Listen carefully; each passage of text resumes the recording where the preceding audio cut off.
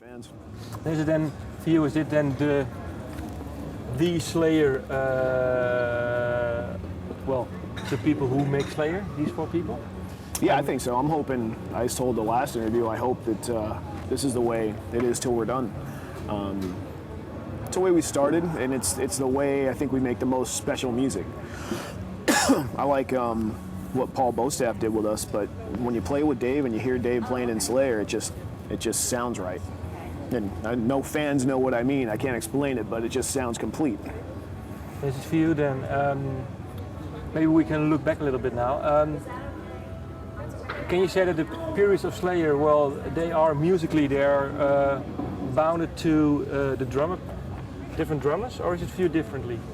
I'm sure for some people it is, and for some people it isn't. No, but I mean for you. For me, I think it's just 2 different eras of our career, because I think Paul contributed good ideas on the 3 albums he played on, well 4 if you count Undisputed Attitude.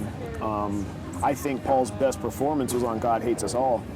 So it was kind of weird when he called me up and told me he was going to quit again. I'm like, you just did the best album of your life and you're quitting? It just didn't make sense to me. So yeah, I think it's just 2 chunks of our life, and luckily, we haven't had more, because if you get too many band changes, or the other band that's done that's what, Judas Priest. They've never nailed down a drummer for very long, but they've had wonderful drummers over their career and they've managed to succeed. Is it? Do you have an explanation? Well, this album, I think it went to number 5 in the Billboard. Do you have an explanation now for your success? Because it's been more than in recent years, I think. Well, sales-wise, I think for one, it's Dave's first album since 1990, and fans eat up that kind of stuff. We'd just come off the Unholy Alliance in America, so there was just all kinds of hype about the band, and everybody knew the album was coming, and it got delayed a month, and it got delayed a month, so that just gets people chomping at the bit to go out and buy it. And people in this genre, in heavy metal music, the fans don't wait around. Record's out, they gotta go get it. I do the same thing. I gotta have it. So that creates a buying frenzy, and that's how you achieve those numbers. And what is your latest album you've bought? The funny thing is, the last album I bought, I think, was Master of Puppets, because I lost mine and I had to go get one. But I think maybe you had the album then. What's that? Maybe you had the album in the 80s, because I think it was. Oh, sure I did. 86 or something. But do you still have the album? The original one? Yeah. Oh, you mean the vinyl itself? Yeah. I mean the vinyl. It's funny. I went through my vinyl the other day, and I've got some cool shit in there. Yeah. But Master of Puppets, I think I was already getting cassettes by then, so I don't think I have it on vinyl. Okay. I got Ride the Lightning picture disc on vinyl. Okay. And it's for you. Well, you're now stated as one of the big 4 of thrash metal. What does it do to you? Such sort of name dropping.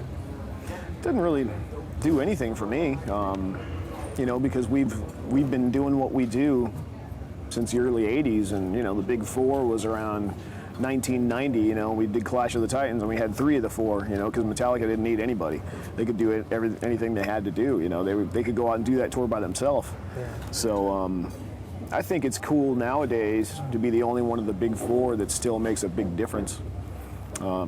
If Metallica ever decides to make a heavy record again, then they could make a difference too. But I mean, those guys are just a train wreck, man.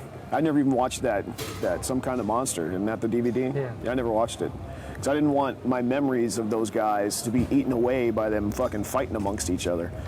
I still look back. I went to a Hard Rock Cafe in Tokyo last week, and they were playing a video from it was either Ride the Lightning or Master of Puppets, and I'm like, that's what I remember about Metallica, and I don't want to go see Some Kind of Monster, because I don't want it to take that away from me.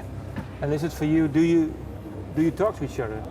I mean, do you know the guys in Metallica? Do you see each other often, or is it? Well, we all knew Trujillo from when he was in Suicidal Tendencies, so I would say out of them all, he's probably our closest friend, because we knew him there, we knew him in Ozzy.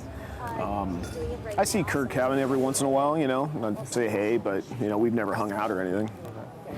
Well, I have to stop now. Thank you. Cool, man. Okay.